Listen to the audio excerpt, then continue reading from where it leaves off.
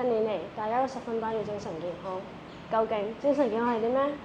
如果唔認識嘅話，就可以用錯方法去面對同處理壓力，就好難做到精神健康。不如我哋而家睇下精神健康同我哋日常生活嘅關係啊！唉，放咗咁耐嘅暑假，又要早起返學，好大壓力啊！每日心跳又好快，夜晚又瞓唔着，你話係咪心理出現咗咩問題？你咁講，咁即係可能你身體出現咗戰鬥或者逃跑反應啦。我記得老師喺精神健康大使培訓入面講過 Body Care 呢一個理論。壓力大嗰陣，交感神經就會心跳加速、血壓升高，就好似你身體入面出現咗一個警報咁樣。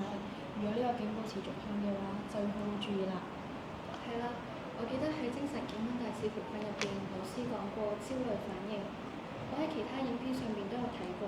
佢話焦慮會有4種反應：情緒上面嘅急躁，思想上諗咩都係諗最壞嘅結果，身體會胃痛、心跳加速，仲會有逃避問題嘅狀況出現。係咯，其實你放咗個咁長嘅暑假，仲未適應嘅，亦都要咁早起身返學，就好似心入邊有個黑雲咁，放大咗要早啲起身，係一件好難嘅事，係唔係啊？係啊，我同阿姐一樣，最近諗住交功課、溫小測，仲要練波，真係冇停過。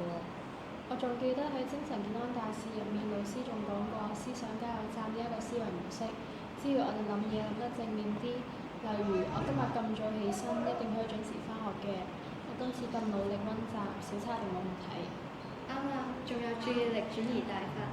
上次我考數學嘅時候，緊張到手心出晒汗，就即刻醒起喺精神健康大使培訓入邊，老師講過嘅五感安定法，我就即刻望向窗外嘅綠色植物，再摸一摸校服嘅柔順質料，再深呼吸，好快就會冇事㗎啦。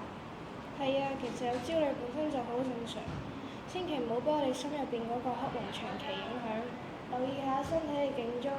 我哋可以試下用五感安定法同埋思想加油站去趕走個黑雲。好多謝你哋啊！我而家覺得冇咁緊張啦。我都覺得鬆晒。咁我哋一齊加油啦！活得開心就要保持精神健康。相信大家都知道壓力常有，只要識得用正確嘅方法去面對同處理壓力，自然就可以做到精神健康。希望大家都能活得健康，祝大家精神健康、身體健康。